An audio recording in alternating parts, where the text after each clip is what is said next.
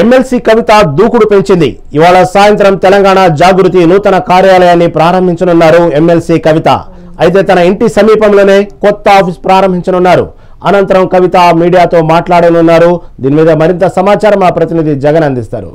జగన్, చెప్పండి, కవిత నూతన జాగృతి ఆఫీస్ అయినటువంటి ఈరోజు ప్రారంభోత్సవ కార్యక్రమం ఉన్నట్లు తెలుస్తా ఉంది. మీ దగ్గర అప్డేట్ ఏంటి?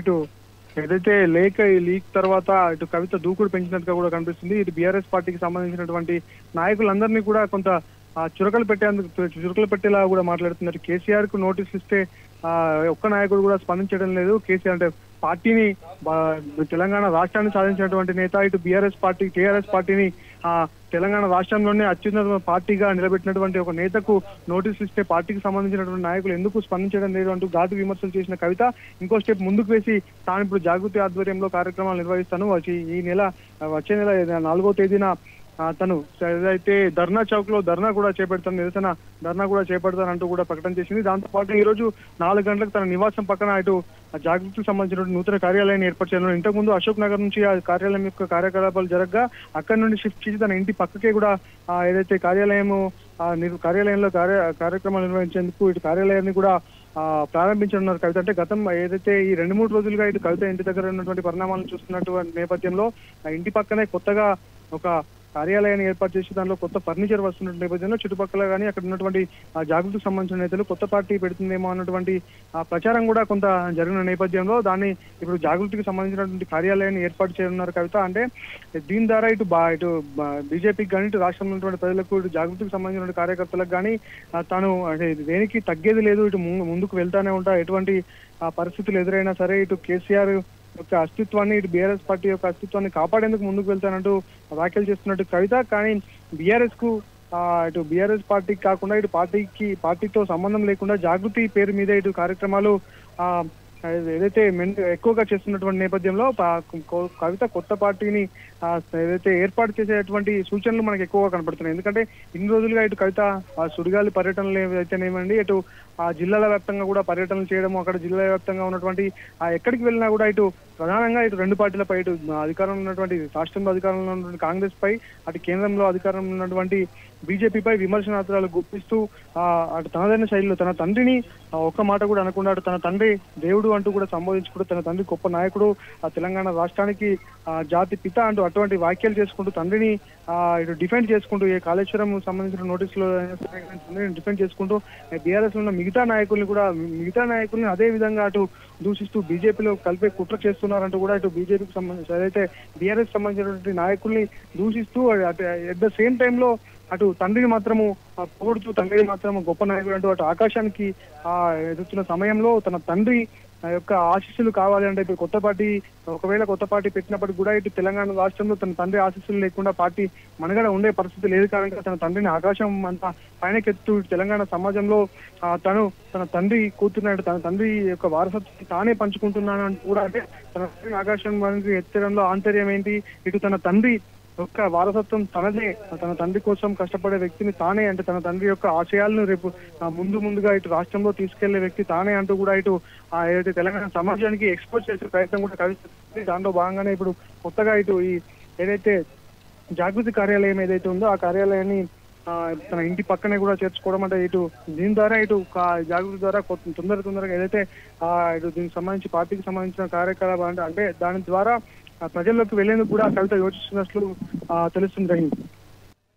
అంటే నిన్నటికి నిన్న మీడియా సమావేశంలో ఎమ్మెల్సీ కవిత మాట్లాడిన సందర్భంలో ఎటువంటి కొత్త పార్టీ పెట్టబోను, ఏ పార్టీలో చేరబోను, బీఆర్ఎస్ని కాపాడటమే నా లక్ష్యం అంటూ చెప్పుకొచ్చినటువంటి కవిత ఈరోజు తెలంగాణ జాగృతి నూతన కార్యాలయాన్ని ప్రారంభించబోతున్నారు. దీని యొక్క ఉద్దేశం ఏంటి? అదేవిధంగా బీఆర్ఎస్ నాయకులు దీని మీద ఏమైనా స్పందించారా? రహీం, అయితే బీఆర్ఎస్ సంబంధించిన నాయకులు ఇప్పటి వరకు కూడా ఈ విషయం పైన ఎటువంటి స్పందన లేదు. అంటే ఇది కేసీఆర్ నోరు విప్పితేనే ఈ సమస్య అనేది సర్దుమనిగే ఒక పరిస్థితి అయితే మనకు స్పష్టంగా కనిపిస్తుంది. ఎంతమంది నాయకులు ఏం మాట్లాడినా ఏం చేసినా కూడా కవిత వినేటువంటి పరిస్థితులు లేదు. కవిత కనీసం వాళ్ళ మాటల్ని పట్టించుకునేటువంటి పరిస్థితుల్లో కూడా లేదు. బీఆర్ఎస్ సంబంధించి ఎన్ని విమర్శలు వచ్చినా అటు కవిత పైన విమర్శలు వచ్చినప్పటికీ కూడా అటు బీఆర్ఎస్ పార్టీ నాయకులు సోషల్ మీడియాలో ఎంత ఎటువంటి ట్రోల్స్ చేసినా కూడా తను పట్టించుకోవడం లేదు. తన తండ్రితో మాట్లాడడమే ప్రధానమైనటువంటి ఉద్దేశంగా మనం ఇక్కడ చూసుకోవాల్సిన పరిస్థితి. తన తండ్రి ఒక్కసారిగా అసలు కేసీఆర్ వచ్చి నోరు విప్పితే ఇక్కడ ఉన్నటువంటి సమస్యలన్నీ కూడా ఏదైతే పార్టీకి సంబంధించిన సమస్యలన్నీ కూడా పోతాయి అనడంలో ఏమాత్రం సందేహం లేదు. కానీ కేసీఆర్ ఎందుకు నోరు వింటుంది అంటే కేసీఆర్ యొక్క దృష్టిని ఆకర్షించింది. కేసీఆర్ తన ఏదైతే కవితతో మంతనాలు అంటే మాట్లాడేందుకే ఇటు కవిత ఇట్లాంటి కొన్ని ఒక చర్యలకు పాల్పడుతుంది. ఇటు కొంత బీఆర్ఎస్ పార్టీకి చురుకలు అందించినట్టుగా కూడా ఏర్పడుతుంది. ఎందుకంటే ఇప్పుడు ఈ ఏదైతే జాగృతికి సంబంధించినటువంటి కార్యాలయాన్ని అక్కడ తన ఇంటి పక్కనే ఏర్పాటు చేసుకోవడానికి కూడా ఇదే కారణమై ఉండొచ్చు. ఎందుకంటే నేను ఇప్పుడు బీఆర్ఎస్ పార్టీలో నన్ను కనుక తక్కువ చేసి చూసినట్లయితే నేను పార్టీ నుంచి వెళ్లేందుకు ఏమాత్రం కూడా వెనకడుగేయను. తనకు తానుగా కూడా ఆ పార్టీ ఏర్పాటు చేసుకునేటువంటి సత్తా తనకు ఉంది అని నిరూపించుకునేందుకే ఇటు ఈ జాగృతికి సంబంధించిన నూతన కార్యాలయాన్ని ఏర్పాటు చేయడం కానీ అటు నిన్న ఏదైతే ఇటు ఆదిలాబాద్ సంబంధించిన మంచిర్యాల జిల్లాలో పర్యటించిన నేపథ్యంలో కూడా అక్కడ జాగృతి కార్యకర్తలను కూడా పెద్ద ఎత్తున సమీక్షించడం, వారితో ఏదైతే మాట్లాడడం, వారికి సంబంధించినటువంటి అంటే కొంత జగిత్యాలకు సంబంధించినటువంటి జడ్పీ చైర్పర్సన్ తో వసంతను కూడా తర్వాత ఎమ్మెల్యే క్యాండిడేట్ తానే అంటూ కూడా సంబంధించినట్టు కూడా వార్తలు వస్తున్న నేపథ్యంలో అంటే ఎట్లా ఉండబోతుంది ఇప్పుడు జాగృతికి సంబంధించి కొత్త పార్టీ అంటే ఇటు కవిత కొత్త పార్టీ పెడితే మన ఆ పార్టీ నుండి అవకాశం కల్పిస్తుందా ఇటు అంటే అట్లా అక్కడ క్షేత్రస్థాయిలో పరిశీలించి అక్కడ నుండే కూడా ఇటు తన పార్టీకి కావాల్సిన బలాన్ని చేకూర్చుకుంటుందంటూ కూడా దీనికి సంబంధించి అంటే ఇప్పుడు నిన్న జరిగినటువంటి వ్యాఖ్యలు కానీ అటు ఎమ్మెల్యే క్యాండిడేట్ ను తర్వాత ఎమ్మెల్యే జగిత్యాలకు భవిష్యత్తు ఎమ్మెల్యే అనే అంటూ ఒక వ్యక్తి పేరు ప్రస్తావించడం వెనుక కూడా కానీ ఒకవేళ కొత్త పార్టీ పెడితే వారికి అవకాశం ఇచ్చేటువంటి సూచనలు ఉన్నాయి కనుక వారందరినీ కూడా కలుపుకపోయే ప్రయత్నం కవిత చేస్తుంది. దీని ద్వారా కూడా ఇటు బీఆర్ఎస్ పార్టీకి సంబంధించినటువంటి ముఖ్య నాయకులను కూడా హెచ్చరికలు జారీ చేస్తుంది. తాను ఏ మేరకు కూడా వెనకడిగేసే ప్రసక్తే లేదు. తనను ఇటు పార్టీకి ఇప్పటికైనా పార్టీ స్పందించి తనకు సముచిత స్థానం కల్పించకపోయినట్లయితే తాను పార్టీ నుంచి వెళ్లి కొత్త పార్టీ పెట్టేందుకు ఏమాత్రం వెనకడుగు వేయను, దానిలో సందేహమే లేదంటూ కూడా అట్లాంటి హెచ్చరికలు జారీ చేస్తున్నట్టుంది రహీం. అంటే జగన్ ఇప్పుడు కవిత చేసేటువంటి ప్రతి కార్యాచరణ కవిత ఎక్కడికెక్కడికి వెళ్తున్నారు, ఏం మాట్లాడబోతున్నారు, ప్రతి విషయాన్ని క్షుణ్ణంగా బీఆర్ఎస్ సంబంధించినటువంటి సొంత మీడియా అబ్జర్వ్ చేస్తూ ఉంది. కవిత తీసుకునే ప్రతి నిర్ణయాన్ని ప్రతి స్టెప్ను కూడా. మరి ఈ తెలంగాణ జాగృతి నూతన కార్యాలయ ప్రారంభోత్సవాన్ని ఎవరినన్నా ఆహ్వానించారా? అటువంటి అప్డేట్ ఏమైనా ఉందా? ఎవరు రాబోతున్నారు? ఈ కార్యాలయం ఎవరి ఆధ్వర్యంలో ఈ కార్యాలయం ప్రారంభం కాబోతుంది? ఇప్పుడే గత 10-15 నిమిషాల క్రితమే దీనికి సంబంధించినటువంటి ఒక సమాచారాన్ని కవిత చేరవేశారు తప్ప ఇటు మీడియాకి సంబంధించినటువంటి వారికి ఇన్విటేషన్ ఉంది కనుక ఎవరు దీన్ని ప్రారంభించబోతున్నారు, దీనికి ముఖ్య అతిథిగా ఎవరు వస్తున్నారు విషయాన్ని మాత్రం ఇప్పటికి ఇంకా మనకు తెలియాల్సి ఉంది రహీం. అంటే ఈ 4 గంటలకు ప్రారంభోత్సవం అంటున్నారు కానీ ఇటు కవితకు సంబంధించిన వర్గీయులు మాత్రం అది అశోక్ నగర్ లో కార్యాలయం ఉండేది, ఆ కార్యాలయాన్ని చేంజ్ చేసి ఇక్కడ కవితకు నివాసానికి దగ్గరగా ఆ కార్యాలయాన్ని ఉన్న కార్యాలయాన్ని ఇక్కడ పునఃప్రారంభం చేసుకుంటున్నాం, అది కొత్త విషయం ఏం కాదు అంటూ అటు ఏదైతే కవితకు సంబంధించిన వర్గీయులు మాట్లాడుతున్న నేపథ్యంలో అంటే ఎవరు కొత్త వ్యక్తి ఇప్పుడు అక్కడికి దానికి కొత్త ముఖ్య అతిథిగానే ఎవరు లేదు. ఎందుకంటే అది ముందు నుండి ఉన్న ఆఫీస్ కనుక కేవలం ఆఫీస్ ని చేంజ్ చేశారు కనుక కొత్త ఆఫీస్ కాదు అంటూ కూడా ఇటు కవితకు సంబంధించినటువంటి వర్గీయులు చెప్తున్నారు రహీం. అయితే ఎవరిని ఆహ్వానిస్తారు, అసలు ఎవరు దీనికి ముఖ్య అతిథిగా వస్తారన్న విషయం అటు ఆ 4 గంటలకు అక్కడికి వెళ్తే గానీ మనకు తెలియని విషయం. తర్వాత మీడియాతో తను మాట్లాడతానంటూ కూడా అక్కడ అయితే రిలీజ్ చేసినటువంటి ప్రెస్ నోట్ లో కూడా తెలిపారు.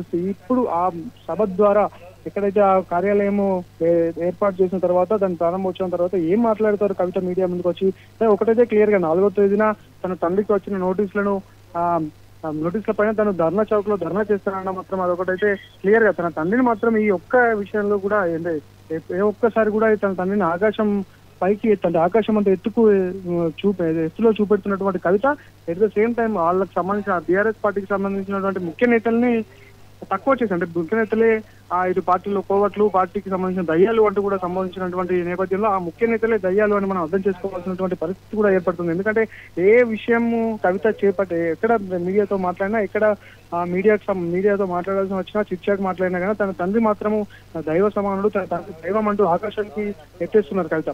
ఇదే సమయంలో తన తండ్రికి తన ప్రోగ్రామ్ ఎక్కడికి వెళ్ళినాడు జాగృతికి సంబంధించిన ఏర్పాటు చేసిన ఫ్లెక్సీల్లో కూడా కేవలం తన తండ్రి ఫోటో మాత్రమే అక్కడ ఏర్పాటు చేయడం, కానీ ఏ ఫ్లెక్సీలో కూడా కనీసం గులాబీ కలర్ కూడా లేకుండా జాగ్రత్త పడడము, అటు జాగృతికి సంబంధించినటువంటి కలర్లు ఏర్పాటు చేసుకోవడం అయితే ఇది బ్లూ కలర్ గా లేకపోతే ఇది గ్రీన్ కలర్